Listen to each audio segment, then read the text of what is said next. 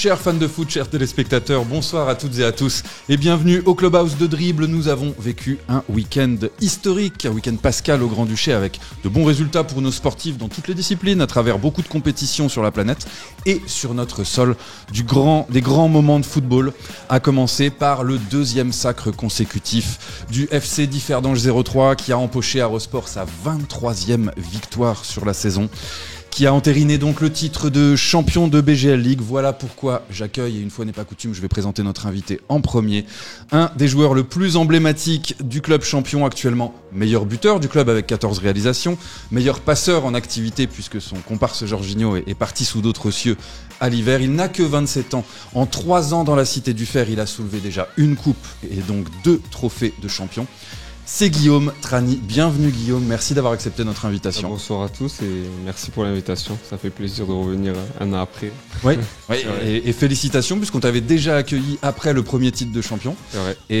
Et bah là, une deuxième fois consécutive, deuxième fois dans l'histoire du club et les 2 fois tu étais là. C'est vrai. C'est historique ce qu'on a fait encore une fois cette saison. Parce que l'année dernière, on va dire que c'était peut-être une petite surprise. Ouais. Mais cette saison, je pense qu'elle est aboutie du début à la fin. Mais voilà, je pense que les stats parlent pour nous, pour l'ensemble de l'équipe, que ce soit défensivement, offensivement et le nombre de victoires. Donc un championnat abouti de bout en bout, donc c'est cool. Bah, c'est cool également pour nous à suivre et pour parler de Differdange, mais aussi de ses poursuivants, car il y a eu du nouveau, des rebondissements dans la course à l'Europe et aussi pour les barrages pour le maintien. J'ai le plaisir d'accueillir à ma droite Simon Béot, le directeur de Mental. Bonjour à toutes et à tous. Et Boris Saint-Jalme, journaliste pour Mental. Salut tout le monde, salut Marco. Et donc, on va se régaler. Bah oui, parce que nous allons aborder ensemble, évidemment, le FC Differdange, champion pour la 2e année consécutive, les places qualificatives pour la Coupe d'Europe avec la bataille pour le podium, la Coupe de Luxembourg, la promotion d'honneur, des débats, des analyses, de la bonne humeur. C'est tout ça, le Clubhouse de Dribble. Et on débute avec la 25e journée de BGL League qui s'est déroulée donc sur le vendredi soir et le samedi. En ouverture, l'Union Titus Pétange s'est fait surprendre par le Fola qui l'emporte pour la première fois depuis 5 mois, 4-2. Le FC Monderkange s'est lourdement incliné face au Racing qui a fait respecter la logique 4-0. Et puis, pour les matchs du samedi, donc nous allons y revenir, Differdange s'est imposé dans la vallée de la Sûre, 2-0 sur la pelouse de Rosport. La Jeunesse Esch et le FC Ville sont fait 1 partout. Dans le match commenté par Boris sur Mental TV, le Progrès Niederkorn s'est imposé 2-1 face au F91 du Lange. Vous découvrez les buts sur votre écran. Ostert s'est imposé et crée la surprise en obtenant la 8e place au classement. Nous allons le voir dans un instant en s'imposant 2-1. Le Swift Espérange s'est incliné face à Strasson, donc 2-1 pour Strasson. Enfin, dans le match de la peur, Rodange s'est imposé 2-1 face à Bétambourg et menace Vils, puisque regardez, au classement, donc Differdange mène la danse avec 20 points d'avance et a donc été officiellement sacré champion, même si le Saladier, vous le recevrez, je crois, lors du dernier match à domicile, le 18 mai. Donc 20 points d'avance sur Dudelange, le Dauphin, qui ne compte plus qu'1 point d'avance sur son poursuivant, l'étonnant Progrès Niederkorn, sur une série invaincue depuis que Sam Scholler a repris les rênes, et donc 2 points sur Strasson. En bas de tableau, regardez bien les barragistes Rodange et Bétambourg. Rodange est revenu à 1 seul point de Wiltz. Alors, messieurs, je vais vous poser cette question désormais traditionnelle dans le Clubhouse. Quel match retenez-vous de cette 25e journée ? Et je vais commencer par demander à Boris. On va pas faire très original, mais forcément le match qui sacre Differdange à Rosport, ça aurait pu un peu mieux se goupiller, on va dire, pour qu'ils puissent fêter à la maison. Manque de peau pour eux, ça à Rosport. Mais effectivement, ça couronne. C'est pas le match en lui-même, hein, évidemment, mais ça couronne une saison qui est en tout point exceptionnelle. On aura l'occasion d'en reparler, que ce soit défensivement, offensivement. Encore le petit clin d'œil du destin sur ce match-là, c'est que entre guillemets les 2 attaquants remplaçants, L'Idrissi et Bourg. Voilà, c'est eux qui marquent. Donc et puis je crois c'est le 9e, 10e match sans encaisser en championnat. 10e match consécutif et 11e en comptant la coupe. Les adjectifs ne manquent pas et ce match du titre, c'est à 5 journées de la fin, c'est largement mérité pour le FCD 03. Ouais. Alors patron, quel est le match que toi tu retiens ? Le choc, le choc de la journée. Alors évidemment, il y avait le titre qui se jouait, mais le choc entre le Progrès Niederkorn et le F91. Les caméras étaient présentes. Vous étiez sur place pour commenter ce beau match, parce que je crois qu'on a surtout vu un beau match, un choc entre deuxième et troisième. On a de la chance cette dernière semaine. Ouais, c'est pas mal. Les matchs qu'on voit et qu'on télévise sont hyper intéressants. Et le F91 avait beaucoup à perdre, c'est-à-dire de voir tout le monde revenir derrière eux très très très proche. Alors c'est perdu pour eux, mauvaise opération. Le Progrès continue sur sa lancée, ils reviennent à 1 point, mais derrière Strassen revient à 2 points de Dudelange. Donc c'est quand le titre est joué déjà, on le voit depuis quelques semaines, on sait que le titre allait venir du côté de Differdange. Ça nous laisse 5 matchs avec un gros suspense pour les places européennes. Et c'est vrai qu'on a assisté à un beau match avec des beaux buts, de l'engagement, mais de l'engagement sportif, vraiment dans la qualité de jeu. On espère que ce sera également le cas sur les 5 matchs de Differdange, parce que certains pourraient croire que vous allez lever un peu le pied. J'imagine que ça n'est pas dans les plans de Pedro Resende. Alors justement, nous allons parler plus en détail de cette 2e couronne de Differdange, à commencer par poser la question à notre invité Guillaume Trani. Quel a été pour lui le moment charnière, le moment clé de la saison de Differdange ? Comme on le disait juste avant, je pense que c'est les confrontations directes, parce que on n'a pas perdu à part contre le Racing. Ouais. Et comme je le disais, c'était un match, on va dire, où on a été beaucoup maladroit face au but. Il y avait un grand gardien aussi, mais voilà. Mais c'est peut-être le seul match où qu'on a perdu. Mais sinon, les confrontations directes à retenir, on les a pratiquement toutes gagnées, sauf le match nul aussi contre le match aller contre le Swift. Ouais. Et ça, pour finir tout en haut, faut les gagner. Donc c'est ce qu'on a réussi à faire. Et après, voilà, ce qui est différent de l'année dernière, c'est qu'on se faisait peut-être accrocher contre des équipes un peu plus bas de classement, et cette année je trouve qu'il n'y a pas d'erreur. On a fait un sans faute du début à la fin, et c'est ça qu'au final, c'est pour ça qu'on a toute cette avance là par rapport au mérite qu'on a cette année. C'est ça, c'est qu'on n'a pas fait de la dentelle, dans le sens où on a gagné tous les matchs, on les a pris les uns après les autres, et je trouve qu'on a mûri dans le sens où on s'est pas dit on joue ce match-là, donc on va un peu baisser le rythme. Oui. On s'est dit on joue les mêmes matchs les uns après les autres, et avec la même intensité, la même envie, et c'est pour ça qu'on a fait de la différence par rapport à ça. L'équipe est meilleure que celle de l'année dernière. Elle est différente. On peut pas dire qu'elle est meilleure, parce que l'année dernière quand même on a fait une superbe saison. Si on joue à FIFA et que je prends Differdange 23-24 contre 24-25. Elle est plus mature, Ouais. avec des gros renforts. Parce qu'on a quand même des gros renforts, que ce soit dans le but, au milieu de terrain. Ouais, avec Leandro, on Ouais, l'oublie ouais. parfois. Les Brésiliens, là, c'est... Ah oui, non, C'est incroyable. costaud. franchement. Mais Et malgré impressionnant. la perte de Jorginho en janvier, Jorginho, c'était notre buteur. Franchement, rien à dire. Ses stats parlent pour lui. Donc, c'est sûr que quand on a perdu, on s'est dit, mais on était confiant. Moi, personnellement, j'étais confiant, parce que j'avais confiance en toute l'équipe. Et le coach, il fait un travail énorme. Et sur ça, il n'y avait aucun doute à avoir. Le coach savait ce qui était le mieux à faire pour l'équipe. Et ils ont recruté Mendy. Voilà, on ne va pas en reparler malheureusement, mais qui s'est blessé. Mais sinon, on est dans une continuité. Ce qui a fait notre force, c'est le collectif. Parce que franchement, individuellement, comme j'ai dit, c'est dur de jouer seul. Mais collectivement, on est encore plus fort que l'année dernière. Et ça se voit de toute façon. 60 buts marqués, 5 encaissés. 5 encaissés. 5 encaissés. Est-ce qu'on se rend compte de ce que 5 ça encaissés, représente, c'est 5 buts exceptionnel. encaissés sur 25 matchs? C'est historique, je pense. C'est historique. c'est hein. historique, totalement historique. C'est historique, hein, mais Faut c'est pas pour craquer ça. sur la fin là, mais pour l'instant c'est C'est exceptionnel. pour ça, mais Je pense que ça motive aussi peut-être un peu dans le groupe à oui, c'est justement. des ambitions Le coach, personnelles. il nous l'a dit, et ça, c'est le travail du staff, du coach, avec toute l'équipe, parce que prendre 5 buts dans toute une saison, pour l'instant, c'est Incroyable. historique. Et c'est pour ça, c'est tout le travail au quotidien qu'ils font, staff et coach, et nous à l'entraînement la semaine. Donc voilà, c'est notre mérite, et ça fait plaisir. Et toi, à titre individuel, tu te sens meilleur cette année? Tu penses que tu fais une meilleure saison que l'année dernière? Vous avez fait une super saison l'année dernière, évidemment, vous êtes Et puis champion. t'étais déjà en forme l'année Mais- dernière mais- aussi. Ouais, non, Comment tu... personnellement, oui. T'as encore progressé, tu trouves? Ouais, je pense que j'ai encore franchi un cap.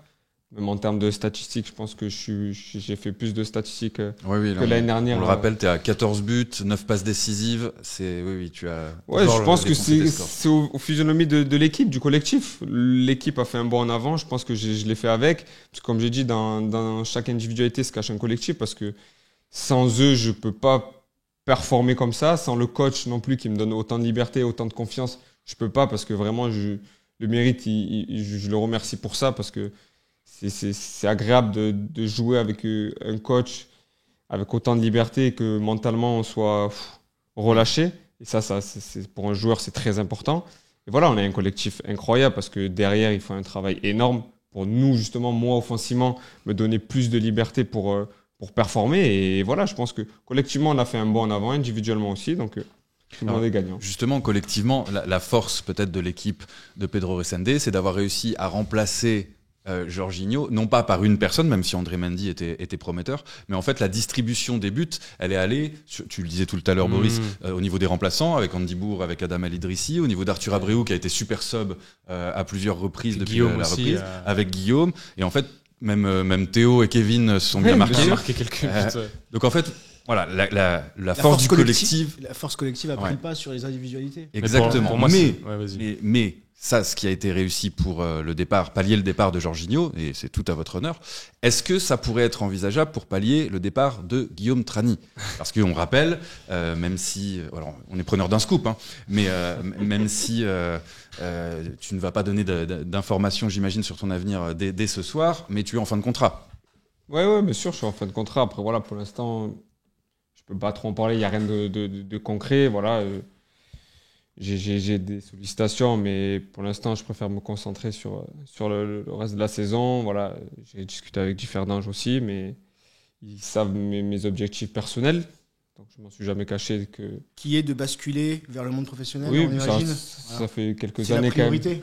quand même. Ça fait partie de mes priorités, de mes objectifs, de côtoyer l'étranger pour franchir bien sûr un palier sportif. Donc sur ça, on fera les comptes à la fin, mais pour l'instant, voilà, je suis à différents. Ouais. Et Il donc, reste des trophées à aller chercher. Mais Ouais. effectivement, moi, si je dois rebondir là-dessus, déjà, c'est vraiment pas à négliger. Tu l'as souligné, le départ de Jorginho, le fait que les starts se répartissent un petit peu sur les autres joueurs offensifs, et pas que d'ailleurs. C'est ça aussi, il faut vraiment mettre en avant le travail du coach là-dessus, qui a vraiment su fédérer un collectif qui dépend pas d'une individualité. Même si Jorginho, en plus cette année, moi je trouvais qu'il était encore plus fort que la saison passée. C'est vrai. Jorginho, il était presque un peu plus bas sur le terrain aussi. Et au service. Un peu plus playmaker et tout. Il était vraiment super impressionnant. Et malgré ça, malgré le départ, en fait, ça s'est presque pas ressenti, enfin pas du tout ressenti dans le collectif de Differdange. Donc ça, c'est vraiment un très bon point à mettre au crédit du coach et du collectif qu'il a su créer. On peut aussi élargir, je te coupe Boris, Ouais, vas-y. sur le club dans son intégralité. Bien sûr. Parce que ce qu'il faut bien penser, c'est qu'après le titre qui était historique l'année dernière, on pouvait imaginer que c'était un peu le summum de ce que pouvait faire Differdange, campagne européenne ou pas. Et on pouvait aussi imaginer qu'un Guillaume parte l'été précédent, que Jorginho parte en été. Au final, ils ont quasi conservé tout le monde. Ouais, c'est clair. Il y a eu des renforts Il y a eu des renforts. C'est ça qui a fait notre force, je pense. Et c'est pour ça que le titre a été peut-être beaucoup plus aisé. Et je pense que c'est à mettre au crédit du club. Ouais, et pour répondre à ta question, si Guillaume venait à partir, je pense que de ce qu'on a vu de l'intersaison précédente, le club réussirait. Le club. Alors après, c'est sûr que s'il annonce qu'il part le 30 août, c'est pas la même pour se préparer, pour trouver un remplaçant de son niveau à 24 heures de la clôture du marché des transferts. Mais je pense que c'est des choses qui sont anticipables et qu'ils anticiperont si venaient à partir. Pour rebondir un peu sur l'actualité, on a vu le président Fabrizio Bei qui déclarait notamment dans certains médias que l'ambition, c'était vraiment de construire une équipe capable d'aller faire quelque chose en Europe. Donc voilà. Vaut mieux avoir Guillaume que pas l'avoir. Bien sûr, vaut mieux avoir Guillaume. En forme. Après, la force aussi Differdange, c'est d'avoir réussi à garder depuis 2-3 ans cette ossature derrière, au milieu, globalement. Mais si tu perds un ou deux attaquants, un ou deux offensifs par été, 2-3 joueurs par-ci par-là, l'ossature, c'est toujours la même. Moi, je pense que sans Guillaume, évidemment, ce sera beaucoup plus compliqué. Mais c'est surtout qu'en fait, il va falloir, pour moi, se renforcer devant. Là, tu regardes l'effectif. Avec tout le respect pour les joueurs qui sont là et qui ont fait des bonnes saisons malgré tout. Quand tu joues en Coupe d'Europe, offensivement, là, je pense qu'il te faut au moins un top attaquant pour, on va dire, matcher. Et puis, il faut aussi étoffer un peu l'effectif. Donc, avoir 2 joueurs offensifs, peut-être un joueur en plus derrière aussi. Parce que là, en plus, avec la blessure de Théo Brusco. Rémi Manzo, il va nous trouver. Je pense que Rémi Manzo le est jeune bien plus compétent que moi. Argentin. Je finis juste que y a quand même un effectif qui est pas super étoffé. Guillaume le disait tout à l'heure. C'est-à-dire qu'en défense centrale, tu as 3 défenseurs centraux. Tu joues à 3 derrière. En attaque, là, tu bricoles un petit peu, mais il y a plus André Mendy, Jorginho qui est parti, qui a pas vraiment été remplacé. Donc, alors là on parle à un instant T, notamment avec les blessures. Bon, je rappelle, on l'a dit en avant l'émission, que Differdange, et tu le rappelais, 5 buts seulement encaissés, 10 matchs en championnat consécutifs sans encaisser un but, un gardien qui actuellement continue de caracoler en tête des stats mondiales. Je vais ajouter, Marco, 23 victoires sur 25 sur 25 matchs. C'est exceptionnel. Avec seulement la défaite contre le Racing et le nul contre le Swift. Est-ce qu'on se dit, en fait, cette équipe, elle surnage en BGL League, mais est-ce que cet effectif-là, qui maintenant se connaît, parce que je rappelle que l'épopée européenne, voilà, il y a eu la défaite contre Klaxvik où Felipe Ventura, je crois que c'était son premier match officiel, Leandro Borges aussi, même s'il a été déjà prometteur. Mais est-ce que maintenant qu'on a un effectif qui se connaît, qui se côtoie depuis 6 mois, 1 an, est-ce que cette équipe est taillée pour faire quelque chose en Coupe d'Europe, ou est-ce que selon toi, c'est pas encore suffisant au niveau de la profondeur? Bah déjà, en fait, il y a beaucoup d'inconnus qui conditionnent, c'est-à-dire déjà le tirage au sort. Le tirage au sort, pour moi, c'est un facteur super important. C'est pas pareil si tu tapes, on le disait avant avec Guillaume, si tu tapes Ludogorets ou si tu tapes une autre équipe. Les clubs nordiques, toi, quand tu vas les jouer, ils seront en pleine saison, donc niveau prépa physique, t'affrontes des mecs qui sont prêts et qui sont des joueurs aussi qui sont professionnels. Alors, je vais reposer ma question différemment, Boris. Est-ce que ce Differdange-là aurait pu battre Klaxvik en match aller aux îles Féroé? Je pense que oui. Moi, je réponds à ta question. Est-ce que tu penses que oui? Mais moi, honnêtement, oui. On en parle dans le vestiaire à chaque fois. On se dit, regret. On n'a pas repris un peu plus tard. Si on les prend maintenant, on les tue. Ouais, c'est ça. Mais c'est pas méchant, mais c'est vrai par rapport déjà aux stats qu'on a eu contre eux. On a fait, je crois, 20 tirs. On avait 70% de possession de balle. Et on n'était pas prêt, je pense, physiquement. Et même, on avait une revue d'effectifs totalement des changements dans l'inconnu, parce qu'on a changé, je crois, une dizaine de joueurs. Vous avez repris trop tard, c'est ça, en fait? Non, pas forcément, parce qu'on a repris quand même assez tôt, le 10 juin. Par rapport à la fin du championnat, ça nous laisse quand même peu de vacances. Ouais, ça fait pas grand-chose. Ça nous laisse quoi, peut-être 10 jours, vraiment. Et encore, on peut pas partir tellement très loin avec les décalages horaires, tout ça. Mais ouais, je pense qu'il nous manquait un petit peu de lien un peu tous ensemble. Mais voilà, bon, c'est fait maintenant. Mais voilà, faut se concentrer sur l'avenir. Mais c'est vrai qu'il y a quelques petits regrets quand même par rapport à ces matchs-là. Parce qu'il y avait quand même le moyen, on avait les tirages. Pour nous, je pense qu'on avait quand même le premier tour. Après, une fois que tu as passé le premier tour, tu as 3 autres confrontations. Si tu en gagnes une, tu es européen. Quoi qu'il arrive. Ça change la donne. Le premier tour, c'est vraiment le plus important. Financièrement, pour le club, tout ça, c'est beaucoup plus avantageux. Les champions, c'est pas la même chose. Ah oui, non, ça peut permettre de garder certains joueurs après. Pour aller un petit peu à contre-courant de ce que tu disais, Boris, est-ce que le Differdange de l'an passé, en fait, n'a pas souffert d'une politique de recrutement vraiment c'était premier titre, on veut jouer l'Europe, on engage donc il y a des Brésiliens, des Argentins, dont certains ne sont absolument pas restés, ils ont juste été là pendant 1 ou 2 mois. Ouais, c'est vrai. Et donc c'est bien, je suis entièrement d'accord avec toi. Oui, pour que Differdange aille faire quelque chose vraiment en Europe, il faudrait peut-être accroître la profondeur de banc et avoir des offensifs. Mais on peut saluer le travail du directeur sportif qui a eu des trouvailles incroyables, mais parfois au début de saison, en plus, c'est dur de. Après, Marco, ce qui est difficile, c'est ça. Boris, t'as raison. En fait, c'est le timing. Bah oui. C'est que tu joues le tour préliminaire. Tu commences quoi? Tu commences le 10 juillet. Quoi qu'on en dise, même si les mecs sont. Ouais, c'est ça. T'es pas dedans en vrai. Même ta recrue tu peux pas la recruter le 15 mars. Bah, c'est ça. Et c'est pour ça que le président parle de miser sur la continuité, en espérant faire re-signer ça veut dire ses meilleurs joueurs.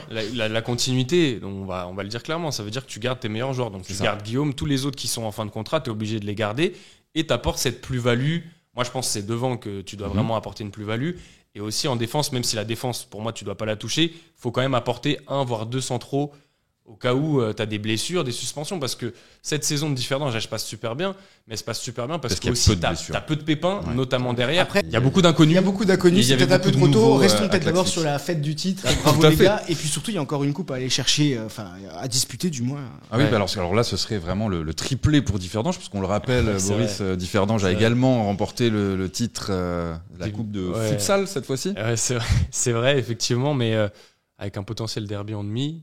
Bon, l'année passée aussi, peut-être, je pense, dans le groupe, peut-être ça, vous vous en rappelez aussi de la coupe où vous aviez perdu Ouais. au Joss Oper. Donc, je pense que c'est un objectif. C'était en quart. En Donc, quart. je pense que c'est un objectif aussi pour le groupe de montrer que voilà, ils ont mis la main facilement sur le championnat sans contestation possible. Là, si tu vas chercher un doublé avec cette équipe-là, t'écris vraiment l'histoire en prenant si peu de buts, etc. Les séries qui sont en cours. Là, tu peux vraiment marquer l'histoire du championnat. Ouais. Et ça commence donc dès demain avec le déplacement à Pétange pour les quarts de finale de coupe. On va y revenir dans quelques instants. Mais maintenant, place au débat. On va rester sur Differdange en se posant cette question, comme d'habitude, un petit peu provocatrice.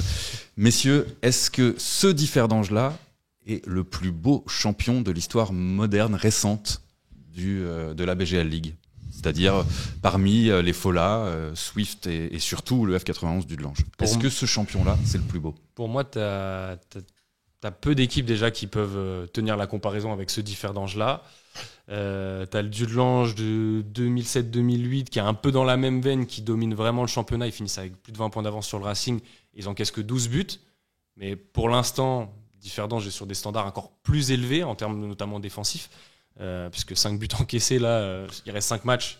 Le record, c'est détenu par la Jeunesse Esch en 86, je crois, ou 88, avec 6 buts encaissés. Et c'était une époque où la division nationale n'avait que 12 équipes. Ouais, voilà. Donc là, déjà, vous avez... Déjà, ils ont surpassé ce truc-là. Et puis, tu as, dans un autre style, beaucoup plus, on va dire, foufou, tu as le Swift récemment, qui avait 77 points en 30 matchs, 100 buts marqués. Peut-être plus ouvert défensivement. Moi, j'ai quand même envie de dire que, pour moi, oui, c'est le plus beau champion de l'ère moderne, dans le sens où on se rend vraiment pas compte, mais 5 buts encaissés en 25 matchs. En plus, ils ont une série où ils prennent 4 buts sur les 4 en 4 matchs. C'est vrai, ouais. Ça veut dire que sinon, si t'enlèves cette série de 4 matchs entre fin d'année là, 2024, ils ont pris un but en 20 matchs. Un but en 20 matchs. Contre Monderkange au 7e, 8e journée. J'en ai les larmes aussi. 2025, pas de but encaissé, toutes compètes confondues. C'est un truc de malade mental. Donc, et puis en plus, c'est la meilleure attaque du championnat. L'expression et la force collective que dégage cette équipe exceptionnelle. Les individualités sont au service du collectif. On parlait de Guillaume, Leandro aussi au milieu, c'est exceptionnel. Donc pour moi, je serais tenté de dire oui, parce que c'est l'équipe en termes de structure qui, pour moi, est la plus impressionnante sur les dernières saisons. Ouais. Simon ? Moi, je suis un peu embêté parce que si je veux m'appuyer sur les stats, il manque 5 matchs. Ouais. Donc aujourd'hui, on n'arrête pas de dire 5 buts. Évidemment, c'est exceptionnel. Hein. C'est vrai. Mais s'ils sont prennent 10, mais si sur les 4-5 derniers matchs, ça craque un petit peu. Tu laisses filer, voilà. Bon, bref. Après, c'est quoi l'intitulé ? C'est le plus beau ou Le plus beau. le plus beau. Alors, après, cette notion-là, est-ce que le plus beau titre, C'est vrai c'est que moi, j'ai dit celui plus qui est impressionnant. le plus disputé, Ouais, c'est ouais. ce qui est le plus serré. Et pour le coup, je pense qu'en termes d'émotion, au-delà du fait que ce soit le premier titre de l'année dernière de Differdange, je pense que quand tu le joues, au Progrès Progrès. Leader Corps Ouais, il y avait et que tu vas gagner le titre là-haut, tu Il y avait vois, une saveur particulière. je mettrais peut-être, Ouais, puis même si on je parle pencherais vraiment- un petit peu plus sur celui de l'année dernière. Voilà. Et après, si je compare avec les années précédentes, il y a 3 ans de C'était ça, ou il y a Swift 2 Dudelange. ans, le Swift du Delange. Ouais, où t'as le match quand du ça, titre. quand ça se Et- tire la bourre et que chaque week-end, tu sais que tu dois gagner parce que le dauphin te rattrape. Et puis t'avais Donc- le match du titre qui était complètement dingue en plus. Ouais, en il y avait eu un c'est terminé 4-3. en Où 4-3. je crois Donc que le c'est vrai Swift perd 3. Voilà. Tu vois, il y a C'était assez cette dingue, notion-là. Après, si le terme c'est impressionnant, oui, ils ont impressionné tout le monde. Je pense que ça fait 5 matchs qu'on est même en train de calculer à quelle journée ils vont être Ouais. champions. On commence à faire nos comptes. Ouais. Ce qui est impressionnant, c'est d'être champion à la 25e journée. Ça, c'est certain. Ouais. Donc après, le plus beau, tout est subjectif. Ouais, c'est affaire de goût. Hein, Mais parfois, de gagner trop, avec trop d'avance, Mm. ça enlève un petit Ça enlève un truc, peu de- une petite surprise, un petit peu de... Alors je vais me tourner vers Guillaume. Je vais pas lui poser la question parce que lui, j'imagine que ça sera oui. Mais si on arrive à se poser cette question, est-ce que c'est pas, parce qu'on a cité beaucoup de gens, est-ce que c'est pas grâce surtout à un homme qui vient de remporter 2 titres d'affilée depuis qu'il est arrivé et qui, à l'heure où on se parle, est peut-être en train de voir avec votre président s'il va continuer ou pas. Est-ce que tout ça, c'est pas, si Differdange est aussi beau à voir, notamment, c'est pas grâce à Pedro Resende? Ah, mais sans aucun doute, ça c'est une certitude même, parce que ce qu'il a fait depuis que moi je suis arrivé, parce qu'il était déjà là. Oui. Avant son départ à la jeunesse, oui. C'était incroyable, parce que déjà, pour tenir un groupe comme nous, même si on n'est pas trop difficile, mais il sait quoi faire avec son staff, tout ça, même son travail. De toute façon, les chiffres, ils parlent pour lui, parce que défensivement, c'est lui qui fait des séances d'entraînement avec les défenseurs, avec nous les offensifs, parce qu'on ne défend pas qu'à 5, mais on défend à tous. Ouais. Mais oui, et même, il impose quelque chose, et tout le monde... C'est l'homme fort du... Ah oui, non, mais c'est aucun doute, parce que sans lui, nous, pas moi, mais la plupart des joueurs, ils donnent énormément de confiance à tout le monde, et même il a une relation humaine qui est très importante pour coach-joueur, parce qu'on sait très bien qu'un jour, on a besoin mentalement d'avoir un soutien, et si on n'a pas le soutien de son coach, c'est compliqué, mais ouais, tout le mérite, il vient à lui. Après, avec nous aussi, on suit, parce qu'on est très, très attentif par rapport à toutes ces consignes, mais félicitations à lui et tout le staff, parce que franchement, c'est incroyable, c'est mémorable ce qu'on est en train de vivre, parce que 2 championnats d'affilée. Le premier, on va dire, c'est une surprise, mais de confirmer l'année d'après, c'est très fort, surtout de cette manière-là. Donc oui, franchement, il n'y a pas de doute. De toute façon, Pedro Resende, c'est un peu dans la même veine que Guillaume et tous les acteurs majeurs du championnat qui crèvent un peu l'écran. Nous, on est contents, on a un peu égoïstement, on a envie qu'il reste en se disant c'est un peu les figures de proue de notre championnat. Après, c'est des gens qui sont censés être destinés à aller un petit peu plus haut, quoi. Donc, Après, moi, je pense aussi que la consécration ultime, le couronnement de cette équipe, de ce groupe, avec l'entraîneur et le staff en incluant tout le club, tout à fait, c'est la qualification en Coupe d'Europe. Là, tu rentres dans l'histoire bien sûr. nationale. C'est ça. Et je pense même que c'est plus fort que de gagner 4 titres d'affilée. Ouais, tu fais 2 titres et tu vas te qualifier pour une poule en Conference League. On est bien d'accord? C'est tout validé. T'as tout validé. Là, oui. Pour là, moi, on rentre dans l'histoire. Tu rentres dans l'histoire. Il n'y a que Dudelange qui l'a fait chez nous. Oui, et puis il faut aussi rappeler que Dudelange, c'est pas la sans même chose. Sans enlever du mérite à ce qui a été fait, parce qu'eux, ils l'ont fait 2 fois de suite. Et 2 fois de suite, la deuxième équipe. Il faut voir les équipes. Ouais, mais voilà, il y avait un autre apport, il y avait un apport financier, il y avait autre chose. Donc, je dirais pas que si l'équipe, si Guillaume venait à partir, si le coach venait à partir, ce qui peut toujours arriver évidemment, on le souhaite pas, ça enlèverait du mérite, mais ça laisserait quand même un petit goût de se dire on n'a pas été voir jusqu'où ça pouvait mener. Exactement. Parce qu'il y a l'expérience européenne de cet été qui doit pouvoir profiter pour l'été qui vient. Mais je suis d'accord. Voilà, ça c'est les arguments pour le président. Et pour nous aussi, qu'on puisse toujours profiter de ses talents, tu as raison, qu'égoïstement on a envie de voir rester, même s'il mériterait sportivement sans doute d'évoluer au plus haut niveau. Le plus haut niveau et l'Europe, c'est ce à quoi prétendent également les poursuivants de Differdange qui désormais ne sont plus engagés dans la lutte pour le titre, mais bien dans la course à la qualification européenne. Alors, nous étions tous d'accord depuis des mois pour dire que Dudelange était, je crois qu'on a même titré la semaine passée, éternel dauphin. Plus forcément pour longtemps, puisque le progrès, grâce à cette... On se taise un peu, c'est ça ou que, après c'est notre travail de journaliste de s'interroger et de remettre en question tout ce que nous avons pu dire avant grâce à l'actualité sportive. Donc le progrès est revenu à 1 point. Strasson est revenu à 2 points. Messieurs, tout est relancé, en haut comme en bas de classement. Qu'est-ce qui vous paraît être le plus palpitant à suivre en cette fin de championnat? Je rappelle, il reste que 5 matchs. Logiquement, c'est cette course à l'Europe. Tu as 4 équipes pour 2 places. En fonction de qui gagne la coupe, peut-être ça fera 3 places. Peut-être. On verra, mais tu auras forcément au moins une équipe qui va se retrouver un peu le dindon de la farce dans cette histoire-là. Au vu des dynamiques actuelles, moi, j'ai quand même un peu peur pour Dudelange, là, parce que ce week-end, là, ça fait gros rapproché. Le progrès lance son sprint et sa série au bon moment. On l'a commenté, Marco, ce week-end. Moi, je trouve on retrouve ce qui fait, voilà, le progrès qu'on connaissait, c'est-à-dire une équipe qui est quand même costaud, beaucoup d'impact, et puis tu vois que là, du talent technique, du talent, voilà. Omar Natami, tendance à perdre. C'est ça. Omar Natami qui est en très grande forme là sur ce week-end-là, il a été très très bon encore. Donc ouais, le progrès qui revient un petit peu. Strassen, on avait eu peur. Parce qu'il y avait eu 2 défaites consécutives, on se disait peut-être qu'il cale un peu au moment du sprint final et tout. Ils ont enchaîné 2 victoires depuis. Le Racing, dont celle contre le Swift, contre le Swift, donc qui est pas anodine. Pareil pour Racing qui a battu le Swift. Franchement, c'est super intéressant à suivre. Il y a plein de confrontations directes encore à jouer. Vous, Differdange aussi, Guillaume, vous allez peut-être jouer un peu ce rôle d'arbitre finalement sur la fin de saison, parce qu'il y a encore le Racing et Strassen. Donc non, franchement, c'est dernière journée. Ouais, c'est ça. Donc franchement, c'est.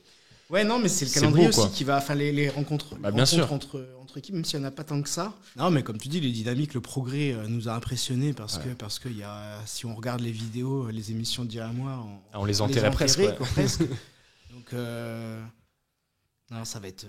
Y a Strassen, Racing, Progrès, Dudelange. Vous l'avez dit, 4 équipes pour 2 places, voire 3 places en fonction la coupe va être tellement importante. C'est demain, effectivement, avec, on va en parler dans quelques instants, mais on peut déjà faire la passerelle. F91 Dudelange contre Luna Strassen. Donc ça, c'est un match qui va compter beaucoup également pour la fin de saison, pour savoir ce qui va rester à jouer. Vils qui va accueillir le Progrès Niederkorn. Le Minerva Lingen, nouveau champion de Division 2, donc qui va accéder à la 3e division luxembourgeoise, donc la D1 l'an prochain, donc le Petit Poucet qui va défier le Racing Luxembourg, et donc Pétange qui va accueillir Differdange.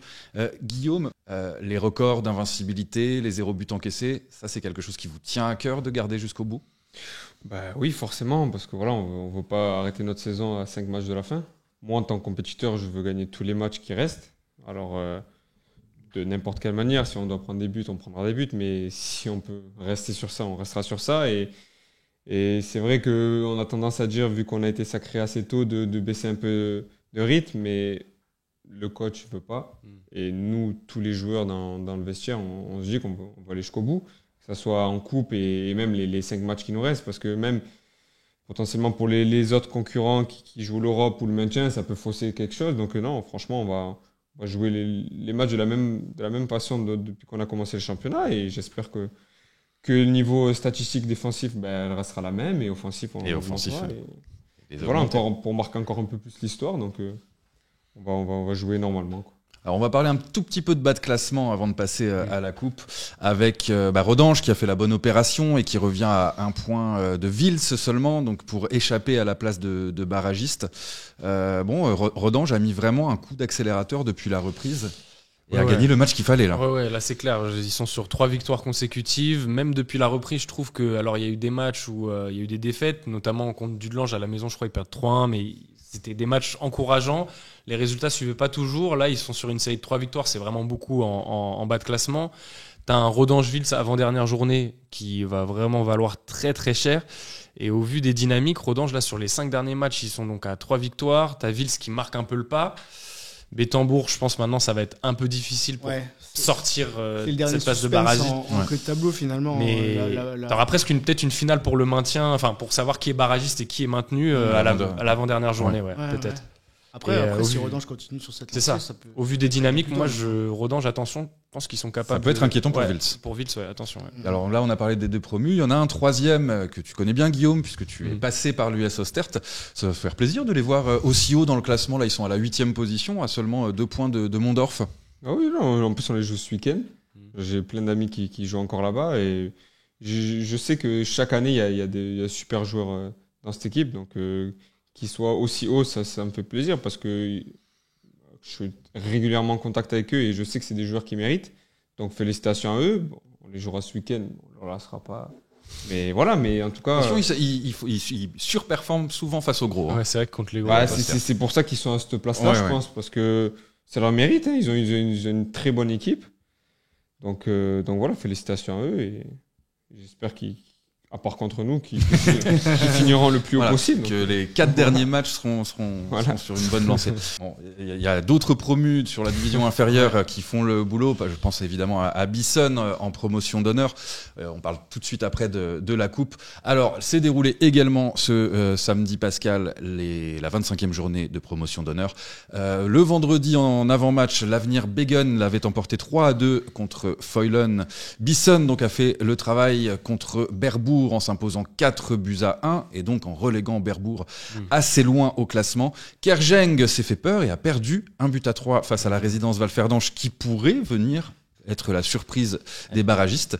Cuption a perdu contre Mamers 1-2. Mersch et Canard se sont séparés dos à dos 2-2. Chifflange a perdu le match qu'il ne fallait pas perdre et Rumelange s'est imposé sur la pelouse de Chifflange 2-1. Donc en fait on a Rumelange qui sort pour la première fois de la zone des barragistes. Letzela Ettelbruck a fait la mauvaise opération en s'inclinant 0-1 face à la Licentia Steinzel. Et Luxembourg City se rapproche petit à petit des places de barragistes pour accéder à l'élite en s'imposant face à la Lanterne Rouge 1-0. Donc Mamers 10 points d'avance sur Kerjeng et donc les barragistes actuellement sont Bisson 48 points qui pourrait probablement prétendre à une montée directe, le promu, et la Jeunesse Canard qui pour l'instant donc compte 3 points d'avance sur ses poursuivants. Mais c'est vrai que ce championnat il est sympa à suivre, hormis Mamers qui est quasiment champion maintenant, c'est quasiment fait et qui va jouer en BGL la saison prochaine sauf Cataclysme. T'as ce duel entre Kerjeng et Bisson pour savoir qui va monter direct, sachant que on le sait, c'est vraiment très important de sécuriser sa montée directe puisque sur les dernières années de barrage, souvent les équipes de PH elles ont un peu de mal, excepté au CERT. Donc ça c'est très très important. Et puis la dernière place aussi de barragiste pour jouer là, qui va se jouer entre t'as 3-4 équipes, Canard, Valferdange, Luxembourg City, donc même Berbourg qui est encore dans le coup. Et pareil, bas de classement, t'as un gros duel et les confrontations directes vont jouer beaucoup. Donc non, ça va être super intéressant à suivre. On suivra ça évidemment avec grand intérêt. Grand intérêt également donc pour les matchs de quart de finale de Coupe de Luxembourg. C'est demain. Et donc 4 rencontres au programme. On l'a dit, Vils, Progrès, F91 Dudelange, Strassen, Minerva Lengen, Racing Luxembourg et Pétange, Differdange. Alors messieurs, on va y aller de votre pronostic. Qui est favori pour passer en demi-finale? On va dire qu'il y a quand même des favoris qui se dégagent de chaque demi, hormis peut-être du Strassen. Les favoris sont, je pense, assez clairs, même si attention au progrès. Racing, Differdange. Attention au progrès quand même à Vils. En semaine, tu vas à Vils, déplacement n'est pas cadeau. Et puis, ils n'avaient pas gagné en championnat là-bas. Donc, à voir comment ça se passera. Et puis, il y a des petits poussés aérés. Ouais, les petits. Entre Vils et Progrès. Il y a des petites histoires en plus, donc attention. Donc, match piège par excellence. Match piège par excellence, clairement. Après, moi, j'avoue, j'ai rien contre les autres équipes, mais j'ai quand même envie de voir un derby en demi. Un peu remake de la saison passée, même si c'était en quart. Je pense que ça serait très, très, très beau à voir. Mais ouais. Non, mais après, c'est difficile. Après, en demi-finale de coupe, voir 4 des 5 premiers. Je pense que c'est ça. Des belles confrontations. En plus, elle joue l'Europe toute, donc ça m'étonnerait qu'on ait de grosses surprises. Même si tu as raison, le match à Ville c'est piège. Le match à Ville c'est pas cadeau quand même, mais Dudelange-Strassen ça vaut cher. Ouais, et Lingen qui vient d'être sacré champion de Division 2 dans sa série. L'histoire est magnifique. C'est super pour eux. Jouer le Racing, c'est possible. Ils vont un match de foot, bien sûr que c'est possible. Ouais, c'est possible, bien sûr. Faut pas oublier que sur le premier match de la campagne de coupe, le Racing ils avaient galéré contre Oberkorn, qui est pareil, qui est une équipe de D2, ils avaient gagné en fin de prolongation 1-0 sur un but de Mabella. Donc Lingen, je pense, il se verrait bien essayer de faire un peu la même chose. Après, forcément, si le Racing est à son niveau, ça risque d'être compliqué, mais le petit poussé, la magie de la coupe, on sait pas, une atmosphère, un match d'un scénario de dingue, peut-être, je sais pas. T'es en quart. Tu sais jamais, hein. Tu sais jamais. Public, tout peut rester. Sur un terrain compliqué. Voilà, ça peut être que le foot qui permet ce genre de. C'est clair. Ouais, suis d'accord. Bon, bah, on vous donne rendez-vous demain à 20h pour ces 4 confrontations. Nous y serons. Et on l'espère, vous aussi, les spectateurs. Le mot de la fin, je vais le laisser bien entendu à Guillaume Trani, qui donc va soulever le 18 mai son 3e titre, donc 2 titres de champion et un titre de vainqueur de coupe en 3 ans à Differdange. Si tu restais à Differdange, Guillaume, qu'est-ce que tu pourrais viser ? Là, on part sur la Coupe d'Europe. Bah, clairement, oui, je pense que c'est un objectif pour tout le club. Déjà, même personnellement, d'aller en phase de groupe, que ce soit n'importe quelle, que ce soit Champions League, Europa League ou Conference League. Bon, je pense plus Conference League, parce qu'il y aura plus de chances, mais bien sûr, de ramener un club quand même luxembourgeois dans une nouvelle phase de groupe, parce que comme vous l'avez dit juste avant, ça fait quand même un sacré moment où on l'a pas vu, et même pour donner un petit coup de pouce au championnat, que ce soit en visibilité et pour tout le monde, je pense que tout le monde sera gagnant. Donc oui, si je reste, d'aller le plus loin possible en Coupe d'Europe et espérer avoir un bon tirage au début et voir comment ça peut se dérouler. Et si tu ne restes pas, c'est le doublé obligatoire, la Coupe Championnat. Ah oui, de toute façon. Dans tous les cas, que je reste ou que je reste pas, c'est l'objectif pour le club et personnel de gagner encore tous les matchs. Donc ça veut dire que si on gagne tous les matchs, logiquement on aura gagné la coupe. Donc normalement. Donc après tout est possible. Vous avez dit que la coupe tout est possible. Donc on va les jouer de la même manière. Donc on verra, on fera le compte à la fin. Très bien. Bon, nous, les comptes, ils sont déjà faits. On se revoit dimanche sur Mental TV pour commenter un match de la 26e journée de BGL League. Et puis, dès lundi pour le prochain Clubhouse de Dribble. Merci Boris d'avoir été avec moi. Toujours un plaisir. Merci Simon de nous avoir régalé de tes analyses. Et puis, bien évidemment, merci à notre invité Guillaume Trani, représentant du FC Differdange 03. C'était un grand plaisir de t'accueillir. Ça fait une fois chaque année, donc nous, on espère encore une fois en 2026. Merci à vous de nous avoir suivis, chers téléspectateurs. On vous souhaite une excellente semaine. Allez, bye bye. Ciao.